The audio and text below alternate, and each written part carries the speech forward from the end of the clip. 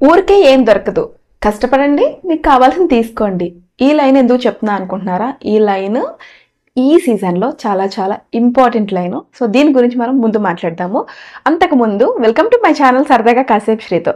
Big boss గురించి కొత్త కొత్త అప్డేట్స్ని, ట్విస్ట్ని, అనాలిసిస్ని తెలుసుకోవడానికి మన ఛానల్ ఫాలో అవ్వండి.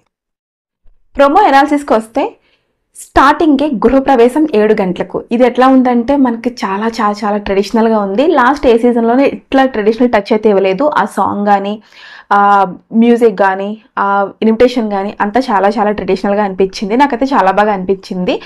వెంటనే ఒక వెస్ట్రన్ ఆ మ్యూజిక్తో తీసుకెళ్ళిన ప్యాటర్న్ కూడా చాలా బాగా అనిపించింది. నెక్స్ట్ హౌస్ వచ్చేసి కొంచెం డిఫరెంట్గా జంగిల్ థీమ్లా అనిపించిందండి. ఎందుకంటే మనం స్టార్టింగ్లో టైగర్ని చూసాము, అట్లాగే జిరాఫీని చూసాము, పక్కన పీకాక్ ఉన్నాయి. సో ఇవన్నీ చూస్తుంటే కైండ్ ఆఫ్ జంగిల్ థీమ్. ఇది కూడా సంథింగ్ గేమ్ రిలేటెడ్ లాగా నాకు అనిపించింది. మేబీ ఏం చేస్తారో చూడాలి. ఇంకా కంటెస్టెంట్లకు వస్తే ప్రోమోలో మనకు అనిపించింది కదా, నేను మాత్రం మీ అంక చూసి మాట్లాడలేను, మీ కళ్ళల్లోకి చూస్తే నేను ఎక్కడ కొట్టుకుపోతానో అన్న భయం. ఈ డైలాగ్ ఎవరు చెప్పారు? మన బెజవాడ బేబక్క అండి. ఆల్రెడీ నేను మన పాత వీడియోలో చెప్పేశాను, ఎవరైతే కంటెస్టెంట్లు బిగ్ బాస్లోకి ఎంటర్ అవబోతున్నారో ఆల్మోస్ట్ సేమ్ అండి, డిఫరెన్స్ ఏం లేదు. మన బెజవాడ బేబక్కతో డైలాగ్తో స్టార్ట్ అయింది. నెక్స్ట్ వచ్చేసి చూడ్డానికి ఫ్లవర్లా ఉన్నావు కానీ ఫైర్లా ఆడాలని చెప్పింది మన యాష్మి గౌడిక్క అండి. తిను వచ్చేసి సీరియల్లో యాక్టర్. సో యాష్మి గౌడ గురించి అట్లా మాట్లాడారు. నెక్స్ట్ వచ్చేసి నేను ఎనిమి, ఈసారి 8 నేను ఎనిమి అని చెప్పింది ఎవరో కాదు, మన శేఖర్ భాష. చాలామంది వెయిట్ చేస్తున్న కంటెస్టెంట్ అనమాట. నెక్స్ట్ నాగార్జున గారు లవ్ యాంగిల్ గురించి అడిగింది ఎవరినో కదండి, మనకు చాలా చాలా బాగా తెలిసిన నిఖిల్, టీవీ యాక్టర్ నిఖిల్ని. సో ఇట్లా 3 మెంబర్స్ని అయితే మన స్టేజ్ మీద చూపించారు. నెక్స్ట్ సెలబ్రిటీస్ వచ్చేసి ఫస్ట్ మనకి నాని గారు, నెక్స్ట్ ప్రియా మోహన్ గారు వచ్చారు.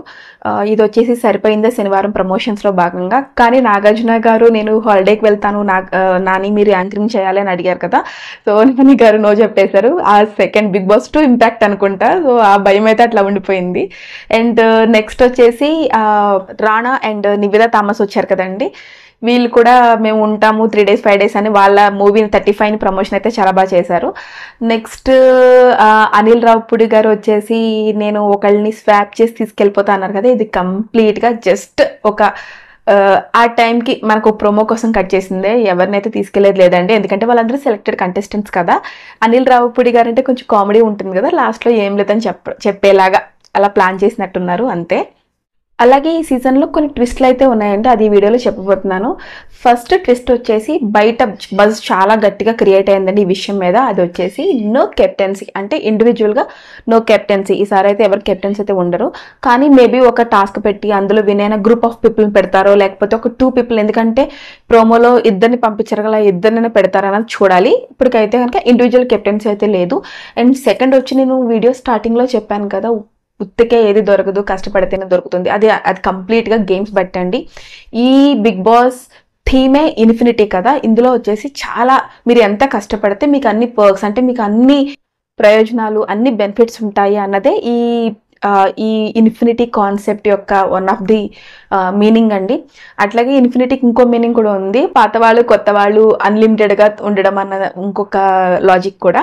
కానీ ఎండ్ ఆఫ్ ద డే వీళ్ళు ఎంత కష్టపడితే వీళ్ళకి అన్ని లాభాలు అయితే ఉంటాయి అన్నదే బిగ్ బాస్ సీజన్ 8. సో మరిన్ని అప్డేట్స్ కోసం మన ఛానల్ ఫాలో అవ్వండి. సో రేపు వచ్చేసి ఈ రోజు జరగబోయే లాంచ్ ఈవెంట్లో ఉన్న విశేషాలన్నీ మాట్లాడుకుందాం. అప్పటి వరకు స్టే ట్యూన్ సరదాగా కాసేపు శ్రీతో. By by.